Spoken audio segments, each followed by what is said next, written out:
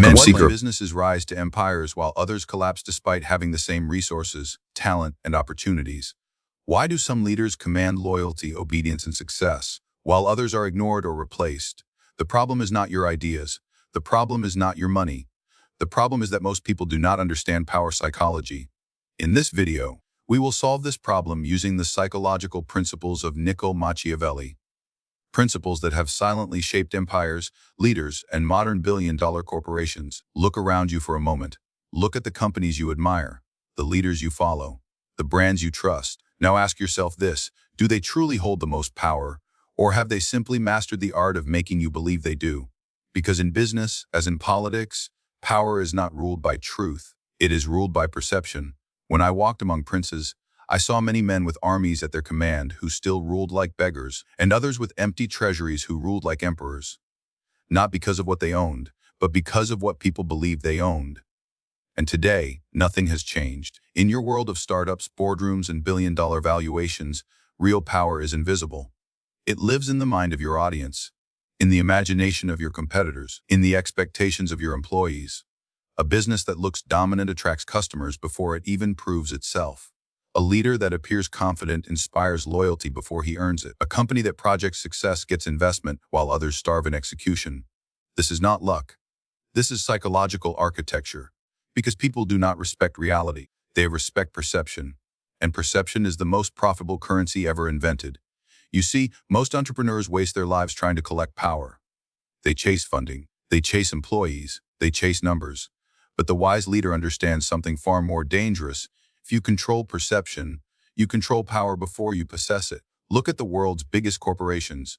They do not simply sell products. They sell dominance. They sell inevitability. They sell a future in which resistance feels pointless. When a company walks onto the stage of the market with confidence, narrative, and authority, customers assume strength. Investors assume stability. Competitors assume defeat, all before a single result is proven. This is why perception always arrives before success. Because the human mind does not wait for evidence. It moves with impressions. And impressions, when shaped correctly, become reality. Now listen carefully, because this is where most fail. To appear powerful does not mean to be loud. It does not mean to be arrogant. It does not mean to make empty noise on social media. True perception of power is built through subtle dominance, through controlled communication, through consistent presence, through strategic visibility. Your words must sound certain. Your silence must feel intentional. Your decisions must feel inevitable. When people feel that you are in control, they stop questioning you. When they stop questioning you, they start following you. When they start following you, you no longer chase power. Power chases you. And understand something else, businesses often collapse not because they are weak, but because they allow themselves to be seen as weak. A company that publicly doubts itself becomes prey. A leader who hesitates publicly invites challenge. A brand that communicates insecurity breeds mistrust. Because the market does not forgive psychological weakness.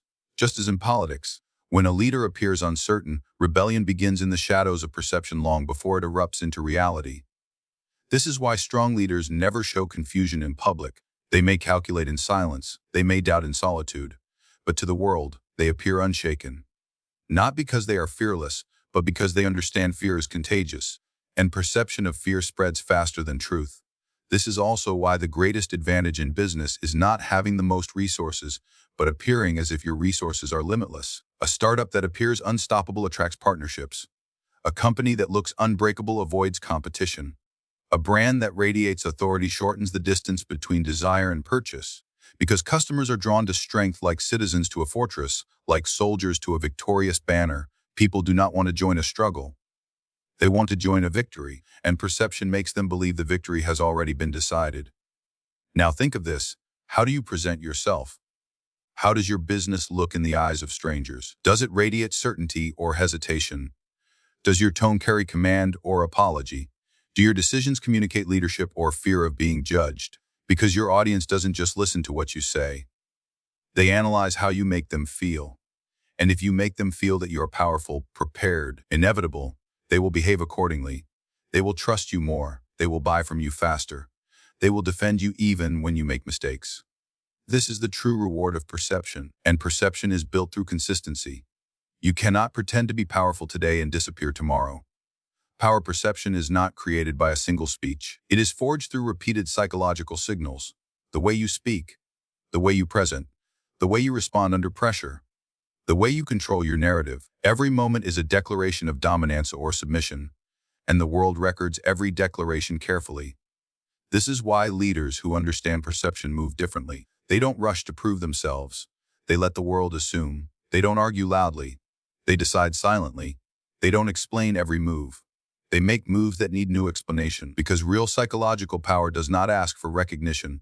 It commands recognition. And once you understand this, you will see that the richest companies are not just rich in money. They are rich in sovereignty. They design how people see them. They shape how people talk about them. They influence what people expect from them. And when you control expectations, you control outcomes. In business, fortune does not belong to the strongest hand. It belongs to the strongest image, the strongest narrative, the strongest projection of authority. And when perception obeys you, reality is never far behind. In the word of business, there is a dangerous illusion that love builds loyalty, that admiration creates obedience, that friendliness creates discipline. This illusion has ruined more leaders than failure ever could, because love is beautiful, but love is unstable. Love changes with emotion. Love disappears when comfort fades. Fear when control does not. When I ruled among princes, I saw leaders adored by their people, men surrounded by applause, affection, and praise.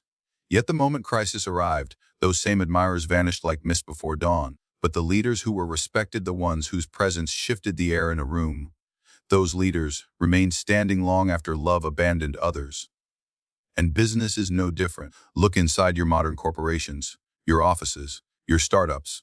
Employees say they want a leader who is kind, a leader who understands them, a leader who is like family. But when chaos comes, when deadlines collide, when pressure crushes comfort, they do not look for a friend. They look for authority. Because people don't follow kindness in chaos. They follow certainty, and certainty, more often than not, wears the face of controlled fear, not cruelty, not tyranny, not emotional abuse, but calculated authority, a silent understanding that standards are non-negotiable, that consequences are real, that excellence is not optional. This kind of fear does not destroy loyalty. It constructs it, because it creates structure. You see, love makes people comfortable. Fear makes people sharp. Love allows people to test limits. Fear teaches people where those limits exist. And in business, those limits define performance. When a leader is only loved, he becomes predictable. He becomes easy. He becomes optional. But when a leader is respected, even feared in his standards and expectations, he becomes a structure of gravity.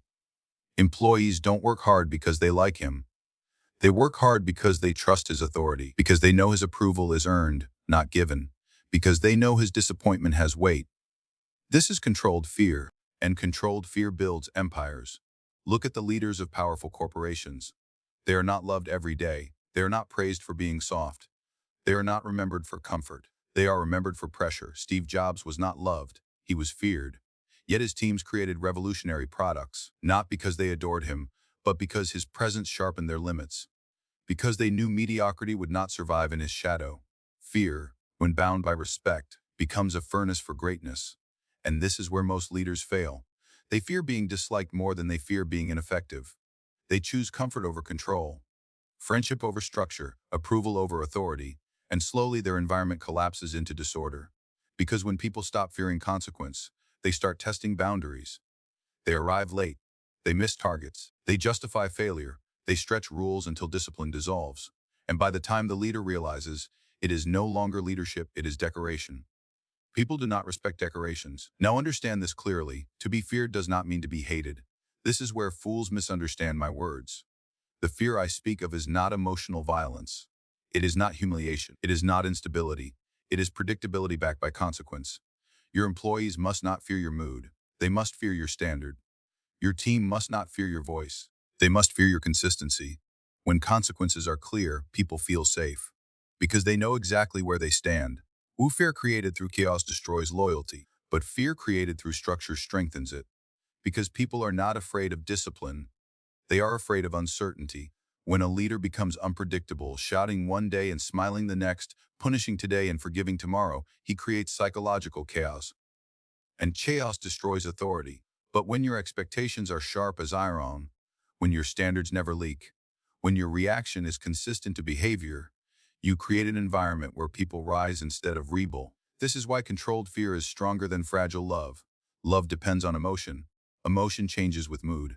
Mood changes with circumstance. But controlled fear is rooted in structure. And structure outlives emotion. In business, you are not running a family. You are commanding an ecosystem. And ecosystems need order. Employees do not grow under indulgence. They grow under pressure and purpose. Markets do not respect kindness. They respect dominance. Competition does not retreat because you are likable. They retreat because your presence threatens. So ask yourself this: do people follow you because they like you or because your authority commands them? Do your employees perform because they enjoy your personality or because your expectations demand excellence? Because love without authority creates laziness, but authority with measured fear creates performance, and performance builds legacy. The weakest leaders beg for admiration. The strongest leaders command respect, and when respect is lost, power dissolves. Because love without fear fades in crisis, but fear without cruelty stands firm in chaos and in business. Chaos is not a question of if, it is only a question of when. In the pursuit of business success, most leaders are taught to follow rules, adhere to ethics, and remain morally upright above all else. They are told that honesty, transparency, and virtue are the pillars upon which empires are built. Yet, history, both political and corporate, whispers a different truth. Machiavelli learned long ago that survival and dominance are seldom granted to the virtuous. They are granted to the adaptable. Adaptability is the silent engine behind power. Morality is a comfort for the static. Business, like politics, is a battlefield where the tides of fortune shift without warning. Markets change. Competitors evolve. Consumer desire mutates. And the leader who clings to rigid principles, who refuses to bend with circumstance, often finds himself obsolete before his rivals have even noticed. Observe the greatest corporations of our time. They did not become dominant by blindly following idealism. They became dominant by understanding the world as it is, not as it should be. Apple did not insist that every consumer desire be met logically. They created desire and shaped perception. Amazon did not insist that commerce follow tradition. They rewrote the rules of retail and logistics. Tesla did not wait for the industry to accept electric vehicles morally or ethically. They seized the moment and dominated the narrative. These companies understood a principle that most leaders refuse to acknowledge: the world rewards adaptability, not morality. Consider the story of a manager who refuses to pivot. A competitor launches a revolutionary technology. The morally rigid manager insists on following the right process, adhering to outdated standards, and respecting old hierarchies. Meanwhile, the adaptable leader seizes opportunity, shifts strategy, and survives. One acts morally, the other acts strategically. The market does not ask whether a choice was morally righteous. It asks whether the choice produces results. In business, morality is often a luxury. Adaptability is a necessity. The moralist may sleep well at night, but the adaptable leader sleeps with one eye open, always ready to seize advantage. The market does not reward good intentions, it rewards decisive action. It rewards those who recognize that circumstance, not principle, dictates success. Many fail to understand this because they mistake ethics for wisdom. They assume that rigid adherence to what is right automatically produces trust, loyalty, or profit. But morality without strategy is like a sword with no edge. It looks noble, it feels impressive, but it cannot cut through competition. The leader who survives is the one who can wield strategy like a weapon, bending rules when necessary, and reshaping his approach according to the terrain. Adaptability is also the mastery of timing. There are moments when morality and ethics serve advantage. There are moments when a principled stand elevates reputation or inspires loyalty. But there are also moments when inflexibility guarantees failure. The wise leader knows when to apply principles and when to set them aside, when to fight openly, and when to maneuver in the shadows. He reads the currents of change and moves with them rather than against them. Observe human nature, the eternal constant beneath change. People are motivated by self-interest, fear, desire, and opportunity. Morality may guide your conscience, but adaptability guides influence. Leaders who cling to idealism in human affairs often misjudge their audience, overestimate their control, and underestimate the volatility of circumstance.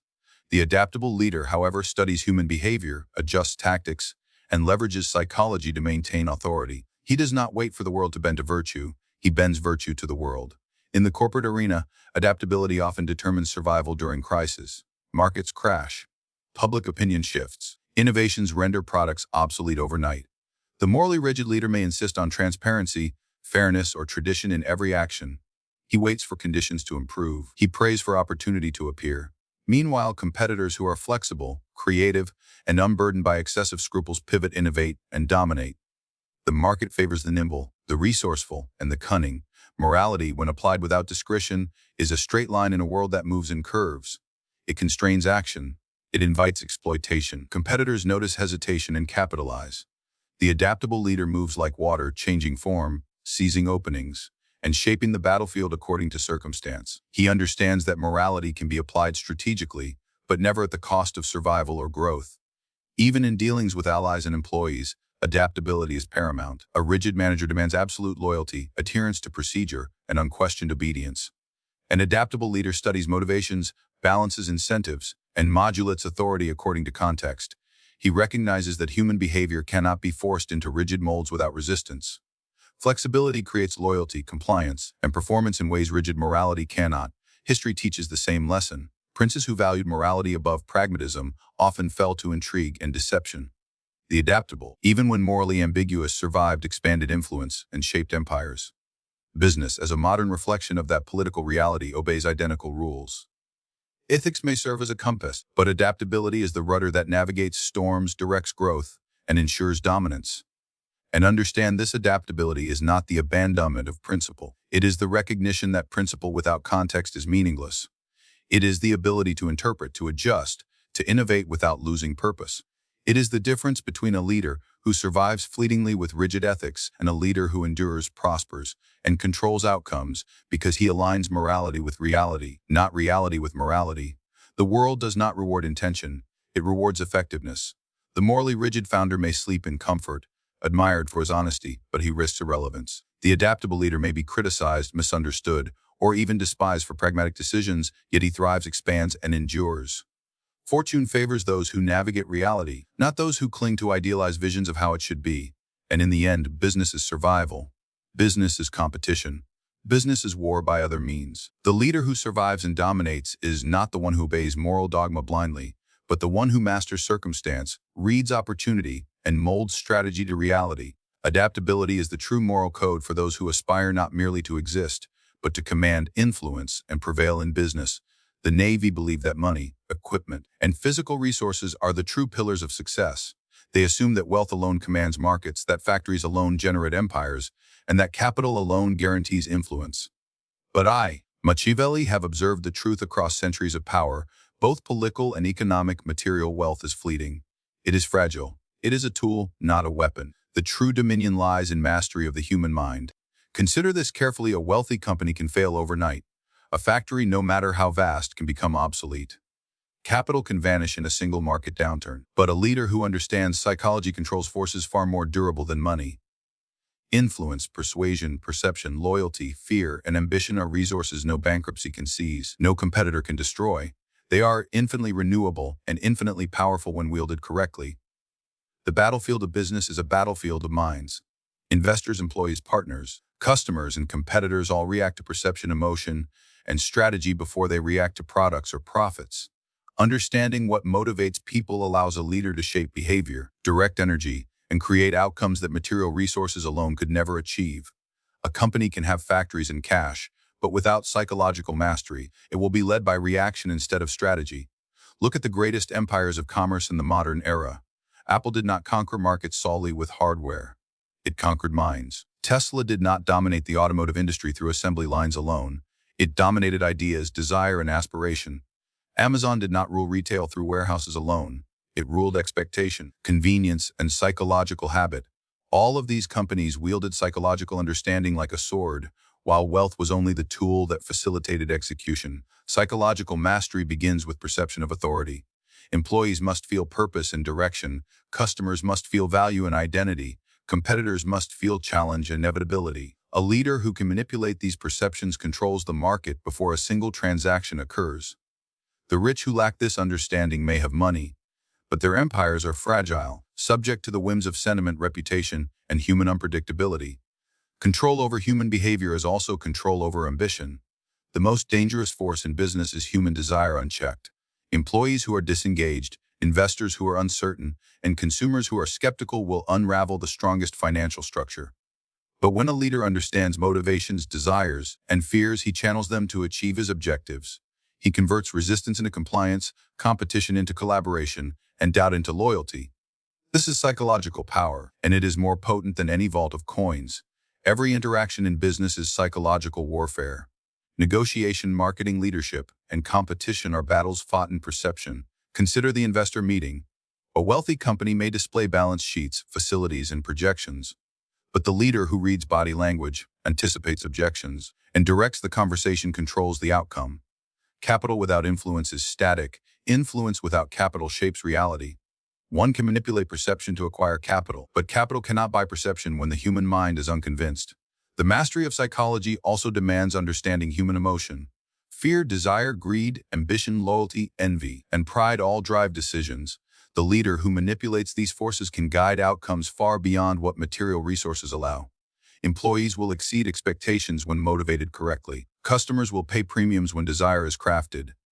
Competitors will hesitate when uncertainty is instilled. A psychological strategist can bend reality to advantage without producing a single product or deploying a single asset. And yet, few leaders embrace this truth.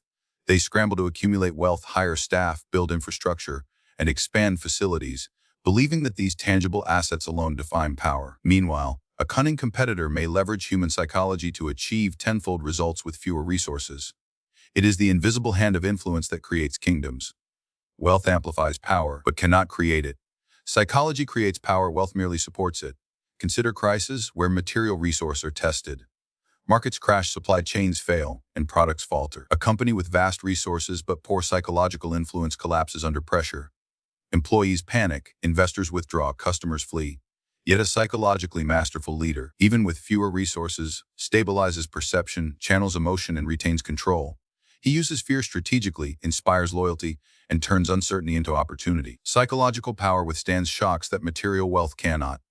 Moreover, psychological mastery allows leaders to anticipate human behavior in ways numbers cannot predict. Consumer trends are shaped by emotion before logic.